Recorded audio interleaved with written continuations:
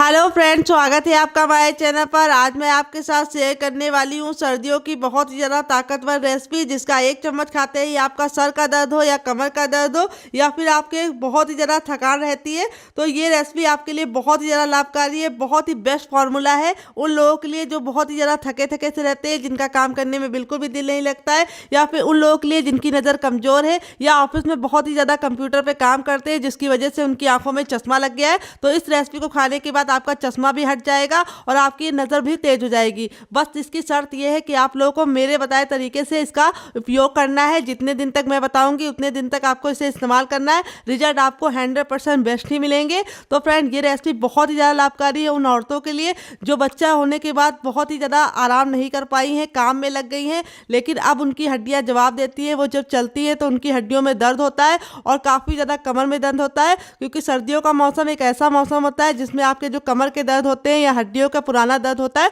वो वापस आ जाता है। क्योंकि गर्मी के मौसम में खून का जो दौरान होता है वो बराबर चलता रहता है, तो उसमें आपको पता नहीं चलता है, लेकिन जैसे ही सर्दी आती है ये प्रॉब्लम आपको उभर के सामने आ जाती है। तो ये रेसिपी आप उन बच्चों को भी दे सकते हैं जो इन सर्दियों में ऑफिस जा रहे हैं या फिर स्कूल जा रहे हैं, वो भी इसको खा के अपने शरीर को गर्माहट दे सकते हैं। क्योंकि बहुत ज़्यादा कपड़े पहन के जाने से सर्दी से आप नहीं बच सकते जब तक कि आपकी बॉडी अंदर से हीट नहीं होती है। तो ये रेसिपी बहुत ज़्यादा लाभकारी है, आपको एक बार जरूर ट्राई करना है। और रेसिपी जरा भी पसंद आए तो प्लीज़ रेसिपी को एक लाइक देके मुझे मोटिवेट कीजिएगा और नई रेसिपी बनाने के लिए। और ये रेसिपी उन लोगों के लिए भी बहुत ज़्यादा लाभकारी है जो ज़्यादा घी और तेल नहीं खा पाते, इस वजह से वो कोई भी स्वीट या लड्डू सर्दियों में नहीं खा पाते, या फिर जो लोग डायबिटीज़ वाले हैं या फिर जो लोग बहुत ज़्यादा कोलेस्ट्रॉल के मरीज़ हैं, वो भी इस रेसिपी को आराम से खा सकते हैं। क्योंकि बहुत ही कम तेल या घी में आप इसे बना सकते हैं।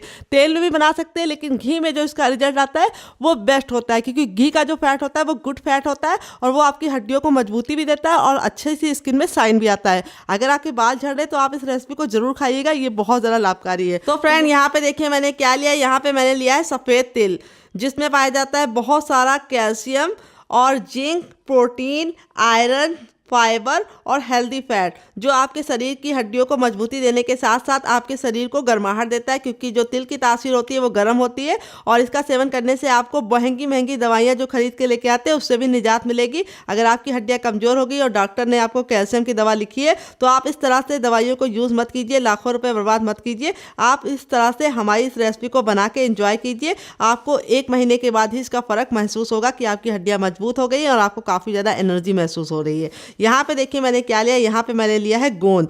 तो गोंद कई प्रकार के होते हैं, आम का भी होता है, बबुल का भी होता है, सहजन का भी होता है। तो यहाँ पे मैंने बबुल वाला लिया है और यहाँ पे मैंने बहुत ज़्यादा मोटे साइज वाला यानी बड़े साइज वाला बबुल नहीं लिया है, सॉरी बबुल का गोंद नहीं लिया है, मीडियम वाला लिया है। तो आपको भी मीडियम वाला लेना है, बहुत ज़्यादा छोटा या बहुत ज़्यादा बड़ा गोंद का इस्तेमाल मत कीजिएगा। बड़ा लेंगे तो क्या होगा, आपको उसको बनाने के लिए ज़्यादा घी लगेगा और दूसरी बात वो अच्छे से कुक नहीं होता है। और बहुत ज़्यादा छोटा लेंगे तो आप उसको बना नहीं पाएंगे, अच्छे से वो कुक नहीं होता है, अंदर से कच्चा रह जाता है। तो यहाँ पे मीडियम साइज लीजिए तो आपको ज़्यादा बेनिफिट मिलेगा। तो यहाँ पे इसके अंदर बहुत ही ज़्यादा गर्माहट होती है, ये शरीर को गर्म देते हैं यानी गर्माहट देते हैं और शरीर को हमारे अंदर से जब गर्मी मिलती है तो हमें बहुत ज़्यादा स्वेटर वगैरह पहनने की ज़रूरत नहीं पड़ती है। तो यहाँ पे दोनों का मेजरमेंट मैं आपको बता देती हूँ। यहाँ पे मैंने लिया है 300 ग्राम सफ़ेद तिल, जिसको मैंने अच्छे से वॉश करके धूप में सुखा लिया था और फिर इस्तेमाल किया। क्योंकि मार्केट से लेके आते तो इसमें धूल मिट्टी होती है, तो इसको अच्छे से आपको धुल के अच्छे से सुखा के ही इस्तेमाल करना है, पोंछ के नहीं लेना है, सुखाना है, धुलने के बाद तभी यूज़ करना है। और यहाँ पे मैंने बबुल को भी अच्छे से धुल के सुखा के लिया है। तो यहाँ पे जो हमारा वेट नहीं है 50 ग्राम है, नाप में कटोरी आप कब से भी मेजरमेंट कर सकते हैं। तो चलिए रेसिपी को बनाना शुरू करते हैं। उससे पहले आपसे छोटी सी रिक्वेस्ट है, अगर आपने अभी तक हमारे चैनल को सब्सक्राइब नहीं किया है तो प्लीज़ हमारे चैनल को जरूर सब्सक्राइब कर लीजिएगा। साथ ही नोटिफिकेशन बेल को ऑन कीजिए ताकि जैसे वीडियो अपलोड करूँ आपको नोटिफिकेशन मिल पाए सबसे पहले और आप हमारी आसान रेसिपी का फ़ायदा उठा पाए सबसे पहले। तो चलिए बनाना शुरू करते। तो फ्रेंड, आगे गैस की तरफ यहाँ पे देखिए मैंने एक कढ़ाई ली। आप चाहे तो इसकी जगह पे कोई और बर्तन भी ले सकते हैं। जो भी बर्तन लीजिए थोड़ा सा भारी और इस तरह से फैला हुआ लीजिए। अब यहाँ पे बर्तन को मैंने अच्छे से गर्म कर लिया। अब इसमें हमें कोई भी घी या तेल की ज़रूरत नहीं है। हम इसको अच्छे से गर्म करने के बाद अब इसके अंदर अपना हम तिल ट्रांसफ़र कर देंगे। तो यहाँ पे तिल को हमें एक ही बार में सारा का सारा डाल देना है और यहाँ पे हम धीमी आंच पर इसको अच्छे से भूनेंगे ताकि जो तिल का कलर है वो बिल्कुल अच्छे से निकल आए। तो यहाँ पे हमारा थोड़ा सा गोंद भी इसके ऊपर गिर गया था, तो कोई बात नहीं, वो भी अच्छे से भुन जाएगा। तो यहाँ पे हमें धीमी धीमी आंच पे अच्छे से इसको भूनना है, ताकि जो तिल का कच्चापन है वो निकल जाए और बहुत ही अच्छी से तिल हमारा भुन जाए और बहुत ही प्यारी सी खुशबू आने लगे। तो तिल को भूनना बहुत ही ज़रूरी है, इसी से हमारा जो टेस्ट है बिल्कुल अच्छे से निकल के आएगा। और जब हम इसको यूज़ करेंगे तो तिल को हमें खाने में बिल्कुल भी दिक्कत नहीं होगी, दांतों में बिल्कुल भी चिपकेगा नहीं। तो यहाँ पे हमें धीमी धीमी आंच पर इसको कंटिन्यू चलाते हुए भूनना है, या फिर इसको हमें तेज आंच पे भूनना है, तो भी ख्याल रखना है कि इसको हमें कंटिन्यू चलाना है। बहुत ज़्यादा फुल आंच पे आप मत भूनिएगा, धीमी आंच पे भूनेंगे तो थोड़ा टाइम ज़्यादा लगेगा, मीडियम आंच पे भूनेंगे तो 1 से 2 मिनट के अंदर ही हमारा तिल अच्छे से भुन जाएगा। तो अगर आपकी फैमिली बड़ी है तो आप इसको ज़्यादा अमाउंट में बना सकते हैं। तो यहाँ पे मैं बनाऊँगी इतने अमाउंट में कि इसको पूरा 1 महीना मैं इंजॉय कर पाऊँ। तो यहाँ पे देखिए तिल का कलर बातों ही बातों में चेंज होना शुरू हो गया है। अभी इसको और अच्छे से भूनेंगे, फिर आपसे मिलते हैं। तो फ्रेंड यहाँ पे देखिए 2 मिनट हो चुका है हमारे तिल को भूनते हुए। तिल हमारा बिल्कुल अच्छे से भुन गया है, इसका कलर चेंज हो गया है। बहुत ज़्यादा इसको काला या लाल नहीं करना है, बस इसका कलर चेंज हो जाए और इसका कच्चापन निकल जाए और अच्छे से हमारा तिल हल्का सा फूल जाए। तो यहाँ पे देखिए बिल्कुल अच्छे से ये हमारा हो गया है। तो फ्रेंड आप हमारी ये मज़ेदार सी रेसिपी कहाँ से देख रहे हैं, जल्दी से कमेंट बॉक्स में कमेंट करके बताइए और साथ में जगह का नाम लिखना मत भूलिएगा, ताकि हम आपको थैंक्स बोल पाएँ।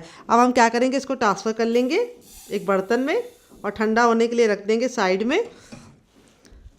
और अब हम वापस से इसको गरम कर लेंगे और जब ये गरम हो जाएगा तब इसके अंदर हम अपना 1 चम्मच घी ट्रांसफ़र करेंगे।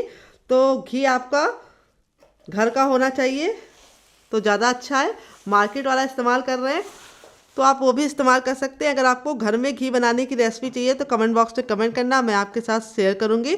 तो यहाँ पे मैं देसी घी का इस्तेमाल कर रही हूँ, आपको भी देसी घी का इस्तेमाल करना है। अगर देसी घी नहीं है तो डालडे का इस्तेमाल मत कीजिए, उसकी जगह आप सरसों का तेल भी इस्तेमाल कर सकते हैं, वो भी अच्छा है। लेकिन जो घी होता है वो काफ़ी ज़्यादा लाभकारी होता है और बहुत ही अच्छे हमारे शरीर को शाइन देता है। तो अब इसके अंदर हम अपना गोंद डालेंगे, जो हमें एक साथ नहीं डालना है, थोड़ा थोड़ा सा इसको हमें डाल के अच्छे से कुक करना है। तो बहुत ही कम घी में आप गोंद को इस तरह से भून सकते हैं जैसे मैं भून रही हूँ। तो यहाँ पे जब इसको डालेंगे तो इस तरह से ये पकना शुरू हो जाएगा। ये देखिए कितने अच्छे से फूल रहा है। तो एक बार में थोड़ा डालिए, अच्छे से जब वो फूल जाए तभी दूसरा बैच डालिए। अगर आप इस तरह से भूनेंगे तो आपका रिजल्ट काफ़ी अच्छा आएगा। जितना अच्छे से आपका गोंद भुना होगा उतने ही अच्छे से आपके बढ़िया तरीके से बनेगी रेसिपी और दांतों में चिपकेगा नहीं। तो यहाँ पे देखिए इस तरह से ये भुन गया है। अब इसको हम साइड में निकालेंगे।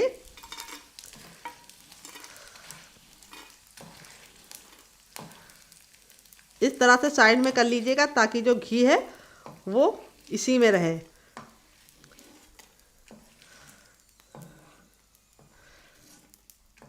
तो देखिए थोड़ा सा डाला था, कितना अच्छे से फूल गया है। अब इसमें हम थोड़ा सा और डालेंगे और इसको हम वापस से भूनेंगे। इस प्रोसेस से आप बहुत ही कम घी में ढेर सारा गोंद भून सकते हैं। बस आपको थोड़ा सा पेशेंस के साथ इस तरह से चलाते हुए भूनना है। मुश्किल से 1 से 2 मिनट के अंदर ही आपका सारा गोंद भुन जाएगा। तो देखिए 10 से 15 सेकंड में ही गोंद बिल्कुल अच्छे से फूल गया है। और इसी तरीके से हम जैसे पहले निकाले थे उसी तरीके से निकाल के सारा भून के लेके आते हैं, फिर आपको दिखाते हैं डियर। तो फ्रेंड यहाँ पे देखिए लास्ट वाला बैच भी मैं अच्छे से भून रही हूँ। बस ये हमारा लास्ट वाला है, बाकी मैंने भून लिया। इस तरह से देख लीजिए आप लोग। तो यहाँ पे बहुत ही कम घी में हमारा सारा गोंद अच्छे से भून जाता है। बस आपको कंटिन्यू चलाते हुए इसे भूनना है और गैस का जो फ्लेम है वो मीडियम रखना है, हाई फ्लेम पे नहीं भूनना है। तो यहाँ पे देखिए बिल्कुल अच्छे से भुन गया है। और अब हमारा जो इसमें थोड़ा सा घी लगा है उसका भी हम यूज़ करेंगे। अब इसमें हम डालेंगे मखाने, जो हमारे विटामिन सी, प्रोटीन और फाइबर से भरपूर होते हैं और ये याददाश्त को बढ़ाने के साथ साथ हमारी पाचन क्रिया को भी मजबूत करते हैं।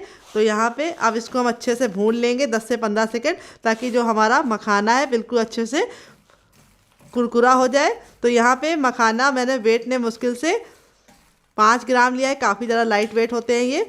और नाप में एक बड़ी कटोरी लिया, आप कब से भी मेजरमेंट कर सकते हैं। तो चलिए इसको भून लेते हैं डियर।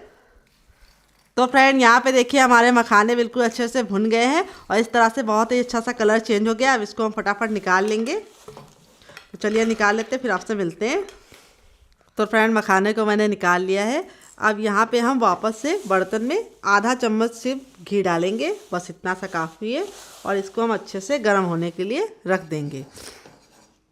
तो फ्रेंड घी हमारा अच्छे से गर्म हो चुका है। अब इसमें हम डालेंगे पोस्तक दाना और इसको हम अच्छे से भून लेंगे।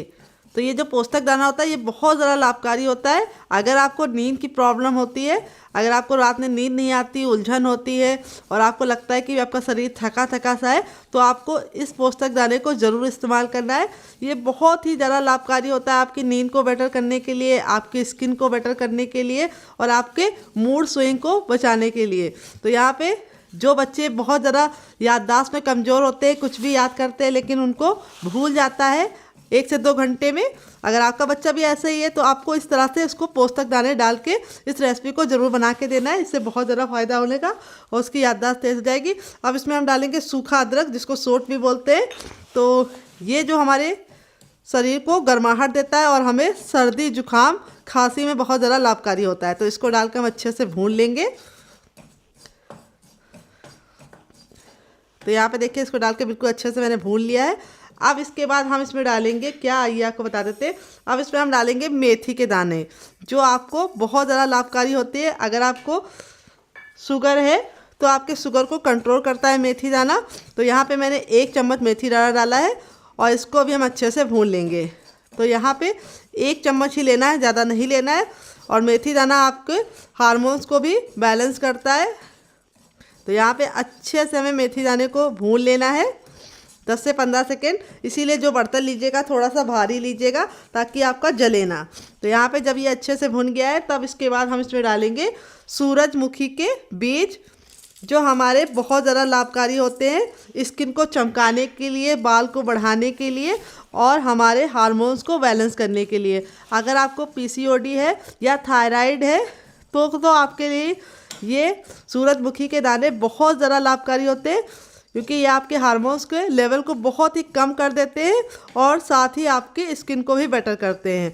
तो यहाँ पे हमें इसको अच्छे से डाल के भून लेना है। तो यहाँ पे हमने इसको कितना ऐड किया वो आपको मेजरमेंट बता देते हैं। हमने 50 ग्राम सूरजमुखी के बीज लिए हैं, जिसको सनफ्लावर भी बोलते हैं डियर। अगर इसका कोई नया नाम हो तो कमेंट बॉक्स में ज़रूर बताइएगा और साथ में जगह का नाम लिखना मत भूलिएगा ताकि हम आपको थैंक बोल पाएँ।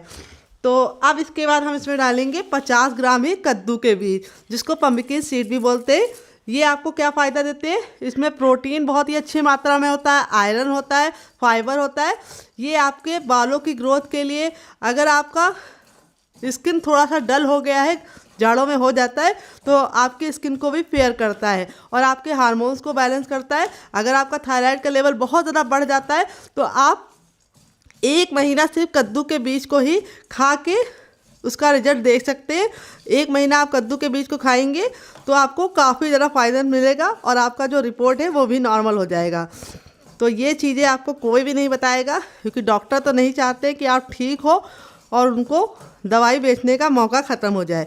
लेकिन मैं जिस तरह से इस रेसिपी को बता रही हूँ, इस रेसिपी को अगर आपने खा लिया तो आपको बहुत ज़्यादा फ़ायदा मिलेगा। तो और ये बहुत ही बढ़िया फैट भी होता है, तो आपकी स्किन को एक बहुत ही बढ़िया सा शाइन देता है और आपकी बालों की ग्रोथ को भी अच्छे से मेंटेन करता है। मेथी जो होती है वो आपके बालों को लंबा करने में मदद करती है और अगर आपका हेयर फॉल हो रहा है तो मेथी उसको रोकता है। तो मेथी ज़रूर डालना है, मेथी को स्किप नहीं करना है डियर।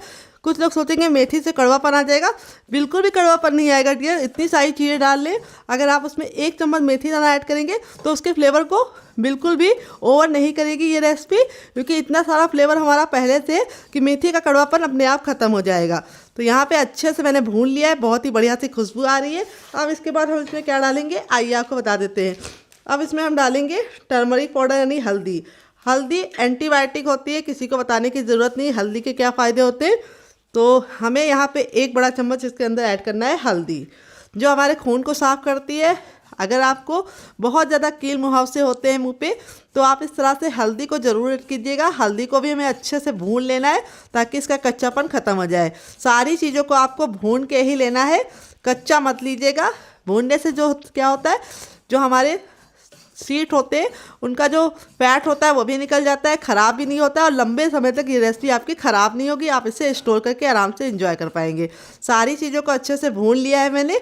अब गैस के फ्लेम को बंद करके इसको एक बर्तन में निकाल के ठंडा होने के लिए साइड में रखेंगे। तो चलिए इसको साइड में रखते हैं, फिर आगे का काम करते हैं।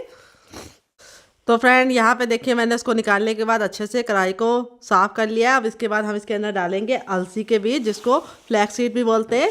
ये हमारे लिए बहुत ज़्यादा लाभकारी होते हैं। इस तरह से भूरे भूरे रंग के होते हैं, मार्केट में आपको आसानी से मिल जाते हैं, बहुत ही सस्ते में मिल जाते हैं, बहुत ज़्यादा महंगे नहीं होते। और इसमें पाया जाता है फॉलिक एसिड, ओमेगा 3 फाइबर, जो आपकी स्किन को बढ़िया बनाने के साथ साथ वज़न घटाने में बहुत ज़्यादा लाभकारी होते हैं। अगर आपका वेट बहुत ज़्यादा बढ़ता है तो आप इसको ज़रूर इस्तेमाल कीजिएगा। इतनी सारी चीज़ें जो हम डाल रहे हैं उसको हमारे वेट को ना बढ़ाएं, इसके लिए हम इसके अंदर फ्लैक्स सीड डाल लें, जिसको अलसी के भी बोलते हैं। ये बहुत ज़्यादा लाभकारी होते हैं। तो इनको हमें बिना किसी घी, बिना किसी तेल के अच्छे से भून लेना है, क्योंकि इसमें खुद का फैट होता है। तो आप इसको ऐसे ही भूनिए।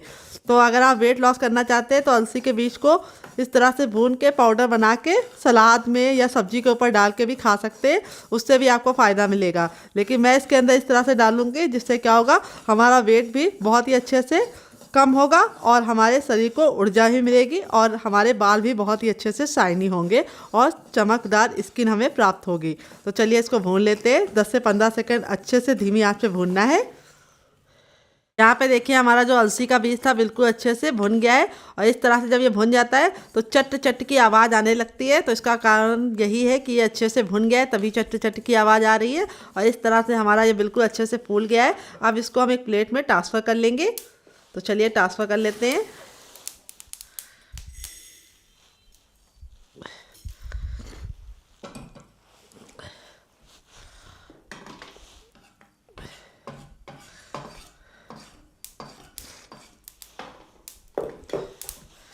तो देखिए कितनी उछल कूद कर रहे हैं। अब इसके बाद हम इसमें डालेंगे थोड़ा सा घी, आधा चम्मच तक। और अब इसके बाद हम इसमें डालेंगे अखरोट, जो क्या फ़ायदा करते हैं वो मैं आपको बता देती हूँ।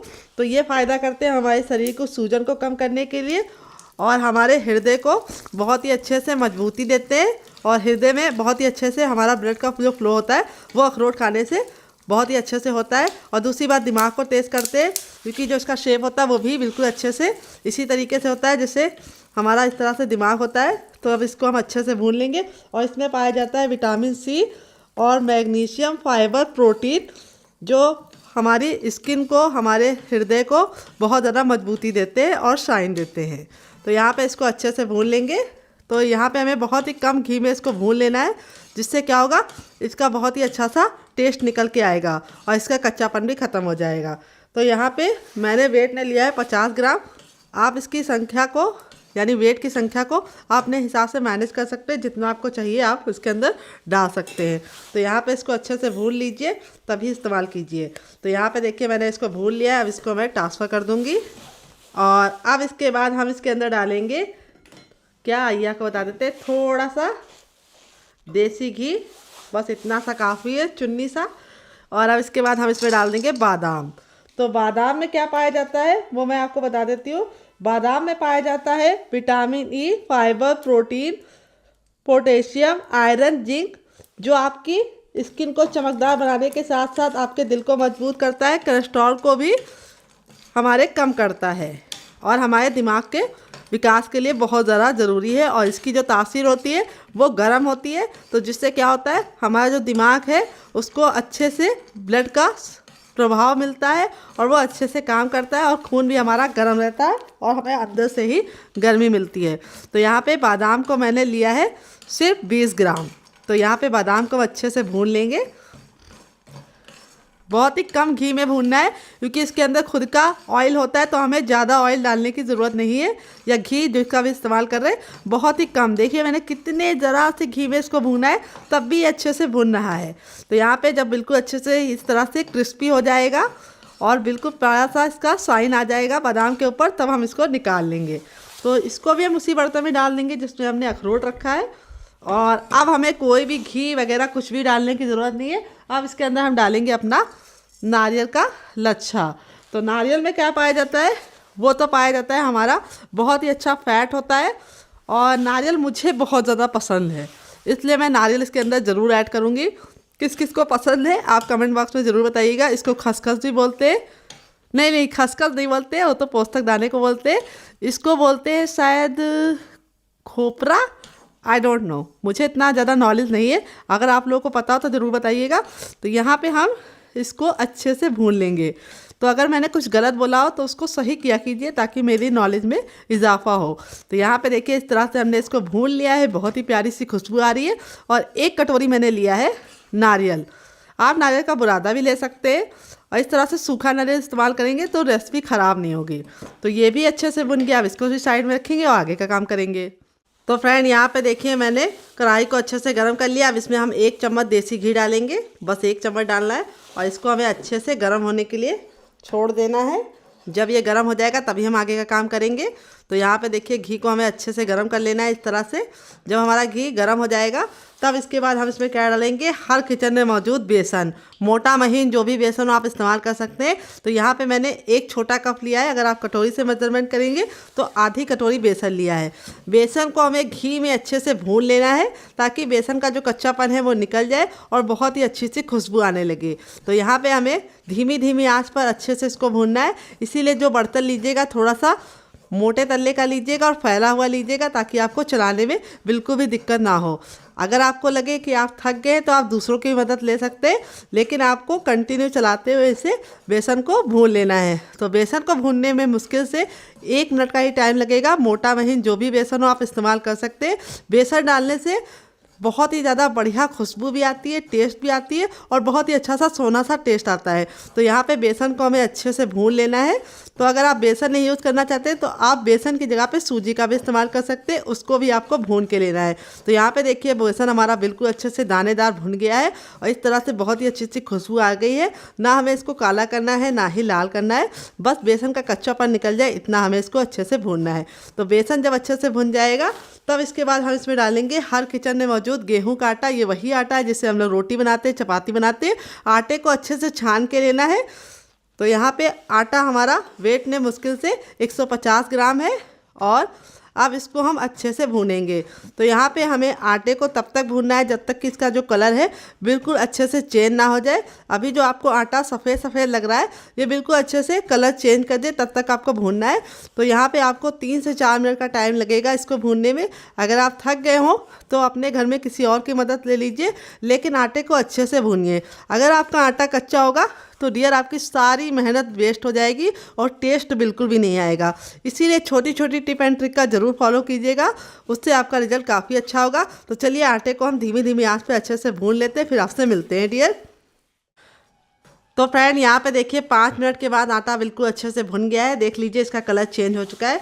पहले आटे का कलर इस तरह से था एकदम वाइट, और आप देखिए आटे में डिफरेंट आपको समझ में आ रहा होगा। आटे का कलर बिल्कुल अच्छे से जब तक चेंज नहीं होगा तब तक आपको इसे भूनना है। अब इसके अंदर हम इसमें आधा चम्मच घी और ऐड करेंगे। अब आप लोग सोचेंगे किस लिए, इसलिए ऐड करेंगे ताकि जो हमारा रेसिपी है उसमें बहुत ही अच्छा सा शाइन आए और घी की बहुत ही प्यारी सी खुशबू आए।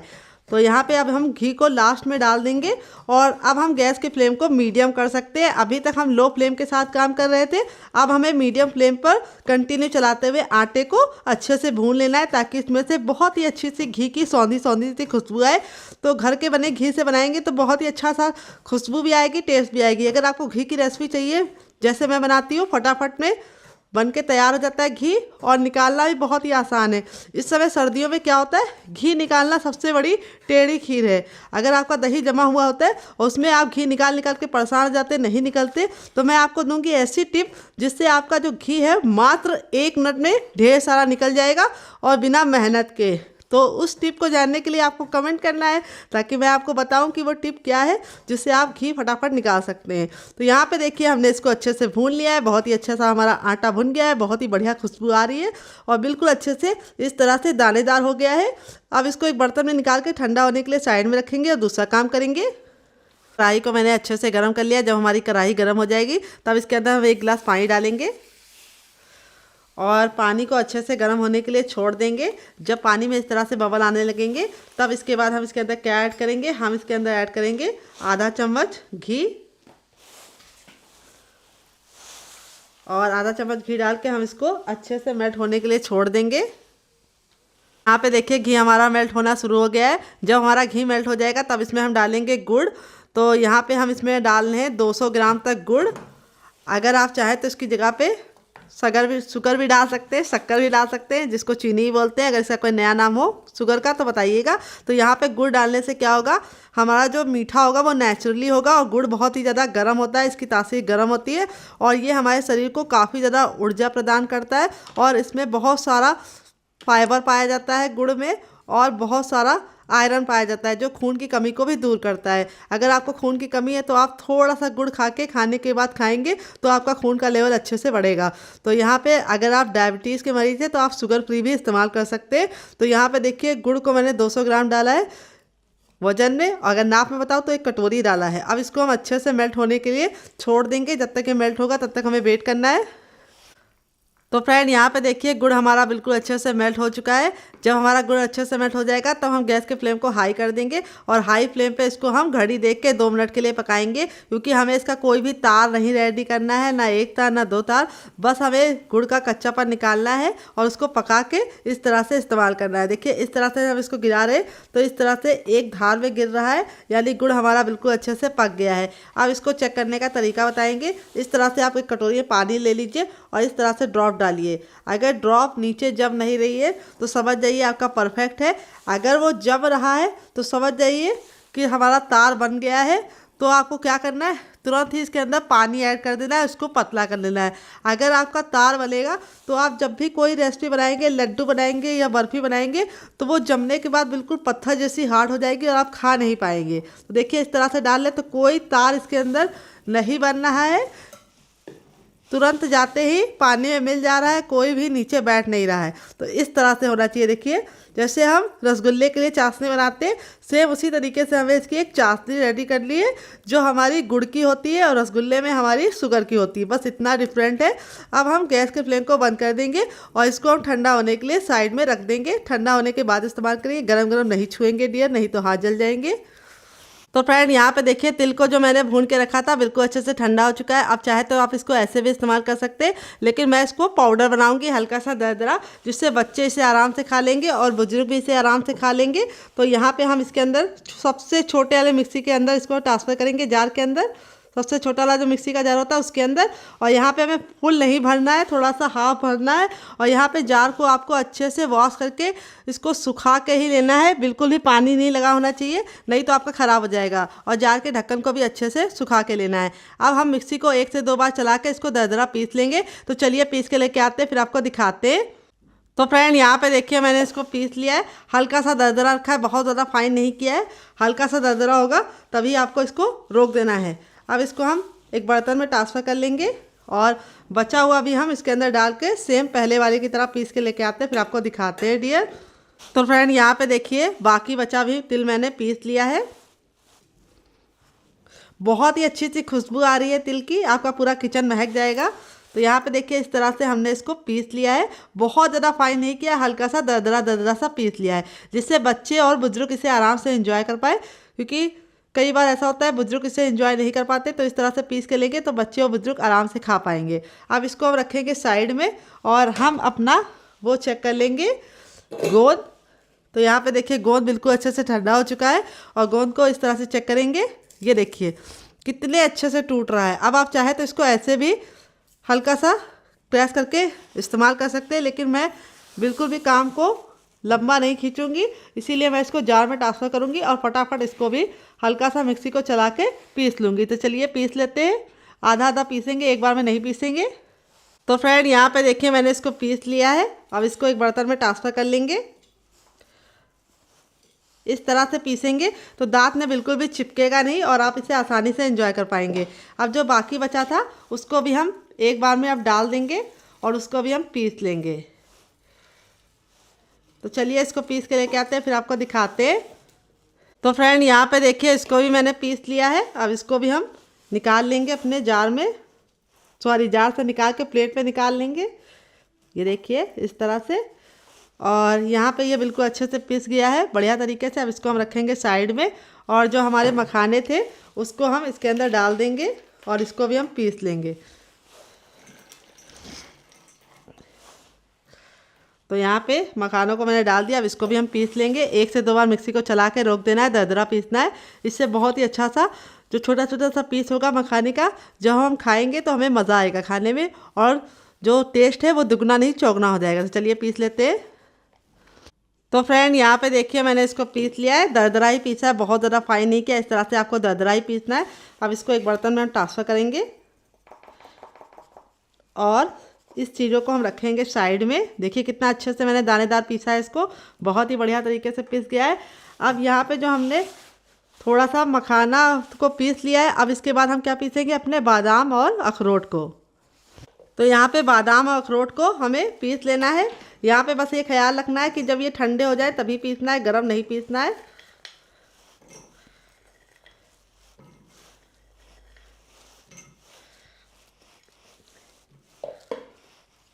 और इसी में हम डाल देंगे अलसी के बीज भी। और अब इसको हम पीस लेंगे। तो चलिए पीस के लेके आते हैं, फिर आपको दिखाते हैं। यहाँ पे हमें मिक्सी को रोक रोक के इसे 2 से 3 बार में पीसना है ताकि अच्छे से दानेदार पीसे। तो फ्रेंड यहाँ पे देखिए इसको भी मैंने पीस लिया है। इस तरह से मैंने इसको दरदरा पीसा है, बहुत ज़्यादा फाइन नहीं पीसा है। अगर आप इसको इसमें 1-2 बादाम साबुत भी निकल जाते हैं तो उसको निकाल के अलग रख देना है, लेकिन इसको महीन नहीं पीसना है, इस तरह से दरदरा पीसना है। अब इसको एक बर्तन में ट्रांसफ़र करेंगे।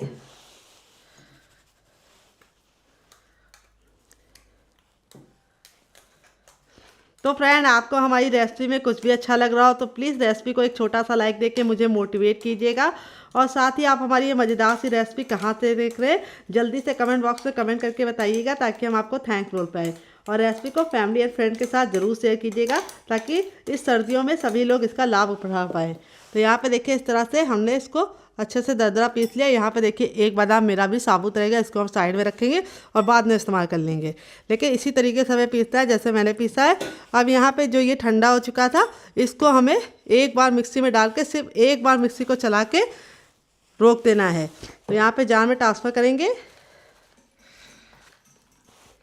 और बस मिक्सी के जार को एक बार चला के बंद कर देंगे ताकि ये हल्का सा मोटा मोटा सा हो और जिससे इसको लुक बहुत ही अच्छा आएगा रेसिपी में। तो यहाँ पे देखिए इस तरह से मैंने ट्रांसफ़र कर दिया है। अब इसको हम कवर करके बिल्कुल अच्छे से इसको हम दरदरा सा मोटा मोटा सा बना के लेके आते हैं, फिर आपको दिखाते हैं। तो फ्रेंड यहाँ पे देखिए मैंने इसको पीस लिया है, इस तरह से दरदरा दरदरा सा पीस लिया है, हल्का सा मोटा मोटा सा। इस तरह से जब आप पीसेंगे तो बहुत ही अच्छा सा रिजल्ट आएगा। अब चलिए हम बनाना शुरू करते हैं अपने बेहतरीन से लड्डू को। तो चलिए बनाने के लिए बड़ा सा बर्तन ले लेते हैं ताकि सारी चीज़ों को एक बार में ही अच्छे से मिला पाए और बाहर ना निकले। तो फ्रेंड यहाँ पे देखिए मैंने एक बड़े साइज़ की परात ले लिया है। आप जो भी बर्तन लीजिए थोड़ा सा बड़ा और फैला हुआ लीजिए। और दूसरी बात उसको अच्छे से सुखा के लीजिए, बिल्कुल भी गीला नहीं होना चाहिए। अब यहाँ पे सबसे पहले हम इसमें डालेंगे अपने मखाने जिसको मैंने भून के रखा था। फिर इसके बाद हम इसमें डालेंगे गोंद। फिर इसके बाद हम इसमें डालेंगे अपना तिल। ये देखिए इसी तरीके से आपको डालना है इसको। और अब हम सारी चीज़ों को हाथों से अच्छे से मिला लेंगे। तो ये काम आपको चम्मच से नहीं हाथों से ही करना है डियर। तो देखिए इस तरह से मिला लिया है। अब ये जो हमारा था ये हम डाल देंगे बादाम अखरोट और अलसी का पिसा हुआ पाउडर और इसको अच्छे से मिला लेंगे। सारी चीज़ों को हमें अच्छे से मिलाना है। तो फ्रेंड यहाँ पे देखिए बिल्कुल अच्छे से मिला लिया है। अब ये जो हमारा था जिसमें हमने सनफ्लावर सीड, कद्दू के बीज और बहुत सारी चीज़ें डाल के इसको पीसा था वो हम इसके अंदर ट्रांसफ़र करेंगे।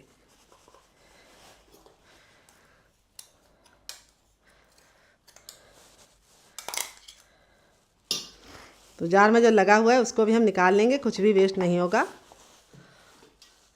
और इसको भी डाल के अच्छे से मिक्स कर लेंगे। सारी चीज़ों को हमें अच्छे से मिक्स करना है ताकि फ्लेवर बिल्कुल बराबर से जाए हर जगह से। तो ये काम आपको हाथ ही से करना है। ये हो गया मिक्स। अब यहाँ पे जो हमारा आटा था जिसको हमने भून के रखा था, बेसन और आटा, इसको हम ट्रांसफ़र कर देंगे और इसको भी अच्छे से मिला लेंगे।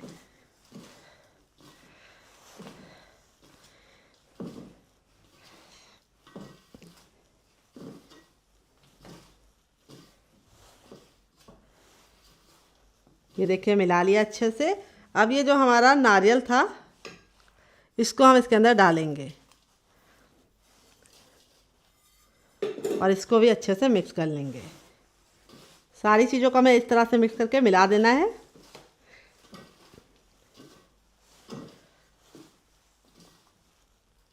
अब यहाँ पे जो हमने गुड़ का बना के रखा था, ये देखिए बिल्कुल अच्छे से ठंडा हो गया। इसको हमें यहाँ पे ऐड करना है। हल्का सा जब गुनगुना होगा तभी हम ऐड कर देंगे और इसको हम चम्मच से पहले इस तरह से मिला लेंगे।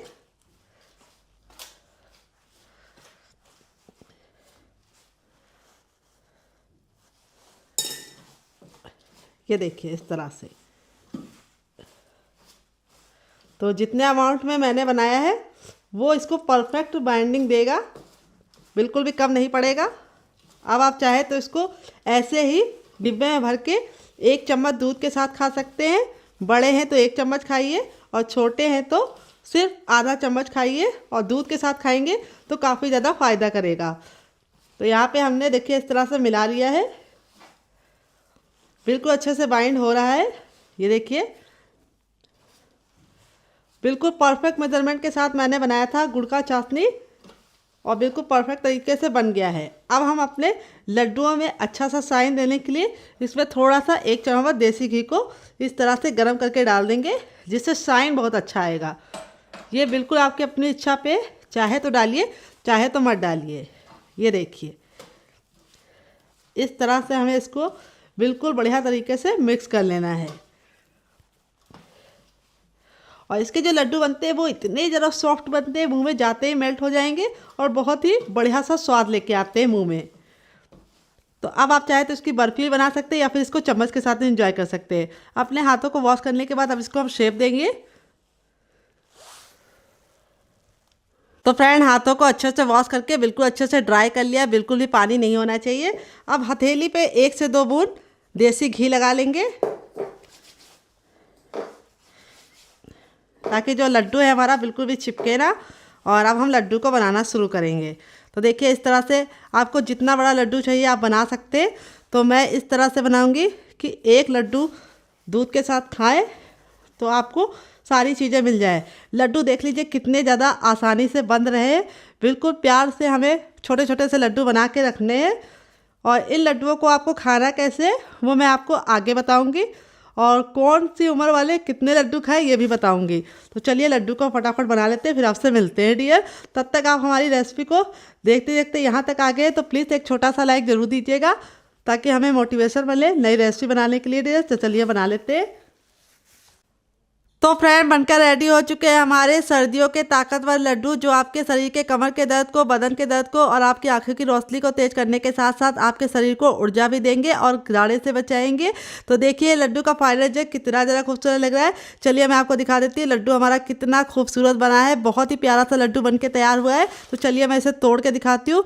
ये देखिए लड्डू हमारा बिल्कुल सॉफ्ट है, रुई जैसा, मक्खन जैसा, मुंह में जाते ही मेल्ट हो जाएगा। इसी तरीके का टेक्सचर आपका भी आएगा अगर आप मेरी बताई टिप एंड ट्रिक को फॉलो करेंगे। इस लड्डू को खाना कैसे है चलिए वो बता देती हूँ। अगर आप बड़े हैं, आपकी उम्र 25 साल से ऊपर की है तो आप 1 लड्डू सुबह 1 लड्डू शाम को खा सकते हैं दूध के साथ। अगर आपकी उम्र कम है यानी आप बच्चे हैं और आप 18 साल से कम के हैं तो आपको आधा लड्डू सुबह खाना है, आधा लड्डू शाम को खाना है। तो इस लड्डू को खाइए और अपना फीडबैक मुझे ज़रूर बताइएगा। और रेसिपी में कुछ भी अच्छा लगे तो प्लीज़ रेसिपी को 1 लाइक देके मुझे मोटिवेट कीजिएगा नई रेसिपी बनाने के लिए। और इस रेसिपी को आपको पूरे 3 महीने तक खाना है। इसका रिजल्ट आप देख के बहुत ही ज़्यादा शौक हो जाएंगे। ये आपके बालों का गिरना रोकेगा, आपकी हड्डियों को मजबूती देने के साथ साथ आपकी स्किन को शाइनी बनाएगा और आपके हेयर को बहुत ही ज़्यादा लॉन्ग बनाएगा और आपके हार्मोन्स इनबैलेंस को भी सही करेगा और कोलेस्ट्रॉल को भी कंट्रोल में रखेगा। तो चलिए मुझसे तो वेट नहीं हो रहा है, मैं जा रही इस लड्डू को एंजॉय करने, फैमिली वालों को दे ले। छोटी सी रिक्वेस्ट है, अगर आपको रेसिपी में कुछ भी अच्छा लगे तो प्लीज़ 1 लाइक जरूर दीजिएगा और हमारी ये रेसिपी कहाँ से देख रहे हैं कमेंट बॉक्स में जरूर लिखिएगा। मिलते हैं नेक्स्ट वीडियो में। Love you all, bye and take care.